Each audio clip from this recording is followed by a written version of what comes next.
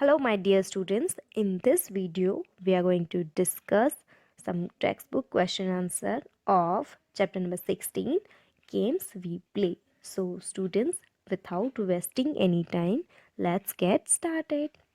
जो पहला क्वेश्चन है इसमें आपको जो टेक्स्ट बुक में हमारी जो स्टोरी थी हमने जो पिछली वीडियो में एक्सप्लेन की अंडरस्टैंड की थी उसमें कौन कौन सी गेम्स आती थी उनके नाम लिखने हैं आपको और उसके सामने सिंबल बनाना है। अगर वो इंडोर गेम है तो हमें क्या सिंबल बनाना है,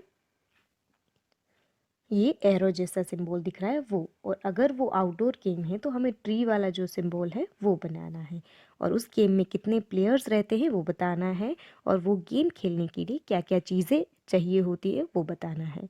तो पहला जो गेम है वो स्टेपू, वो कौन सा गेम है, आउटडोर गेम है। उसमें कितने प्लेयर रहते हैं, 2, उससे ज़्यादा भी हो सकते हैं। और उसके लिए क्या चीज़ें चाहिए, चॉक एंड स्टेपू। फिर है लंगड़ी टांग, वो कौन सी गेम है, वो आउटडोर गेम है और उसमें 5 और 6 मेंबर्स चाहिए होती हैं गेम खेलने के लिए और उसमें कोई भी टूल्स की ज़रूरत नहीं रहती, कोई भी चीज़ों की ज़रूरत नहीं रहती।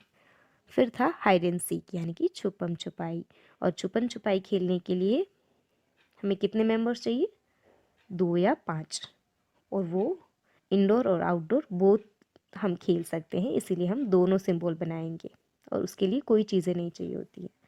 फिर है 7 टाइल्स, वो आउटडोर गेम है, उसमें कितने प्लेयर्स चाहिए, 4, और उसके लिए अलग से कोई चीज़ें नहीं चाहिए होती। फिर है स्टोन्स, वो कौन सी गेम है, वो इंडोर गेम है, उसके लिए हमें 2 मेंबर की ज़रूरत रहती है और 5 स्मॉल स्टोन्स यानी कि 5 जो छोटे छोटे स्टोन्स और रहते हैं वो हमें चाहिए होते हैं। फिर है रेसलिंग, रेसलिंग जो है वो आउटडोर गेम है, उसके लिए हमें कम से कम 2 प्लेयर की ज़रूरत रहती है और उसके लिए क्या चीज़ चाहिए, कोर्ट यानी कि जो रेसलिंग खेलने का मैदान रहता है उसकी ज़रूरत रहती है। फिर है गिल्ली डंडा, गिल्ली डंडा जो है वो भी आउटडोर गेम है, उसके लिए 2 पर्सन की ज़रूरत रहती है और गिल्ली डंडा खेलने के लिए गिल्ली डंडे की ज़रूरत रहती है। फिर है कबड्डी, वो भी आउटडोर गेम है, उसमें कितने मेंबर्स रहते हैं, 14, और वो कहाँ खेला जाता है, कबड्डी के मैदान में। फिर है मार्बल्स यानी कि कंचे, वो आउटडोर गेम है और उसके लिए भी 2 प्लेयर चाहिए और वो मार्बल से खेली जाती है। फिर है काइट, वो आउटडोर गेम है, उसमें 1 मेंबर रहता है और काइट और थ्रेड यानी कि पतंग और डोरी की ज़रूरत रहती है। फिर चेस है, वो इंडोर गेम है, हाउस हाउस इंडोर, और कैरम ये भी इंडोर गेम है और लूडो भी इंडोर गेम है और इनके लिए जो भी मेंबर्स की ज़रूरत रहती है वो मैंने यहाँ सामने लिख दिए हैं और जो भी चीज़ें चाहिए होती हैं वो भी मैंने लिख दी है 1 बाय 1 और आपको ये अपनी ईवीएस की नोटबुक में लिखना है। सेकंड क्वेश्चन है कि आप अपने फैमिली मेम्बर्स के साथ कौन कौन सी गेम्स खेल सकते हो और किसके साथ। तो मैं सिस्टर के साथ लूडो खेल सकती हूँ, मदर के साथ भी लूडो खेल सकती हूँ और फादर के साथ भी लूडो खेल सकती हूँ। How many games do you know which we play with a ball, write their names. Third question है बॉल के साथ हम कौन सी गेम्स खेल सकते हैं, उनके नाम लिखने हैं। क्रिकेट है, hockey, table tennis, lawn tennis, football, ये सारी जो गेम्स है वो बॉल के साथ खेली जाती हैं। Have you heard of Sania Mirza, she also plays a ball game, find out which one and writes its name। Sania Mirza कौन सी गेम खेलती है, lawn tennis. Which game do you most like the most, आपको कौन सी गेम सबसे ज़्यादा पसंद है। मुझे तो क्रिकेट पसंद है, आपको जो पसंद है वो आप लिख सकते हो।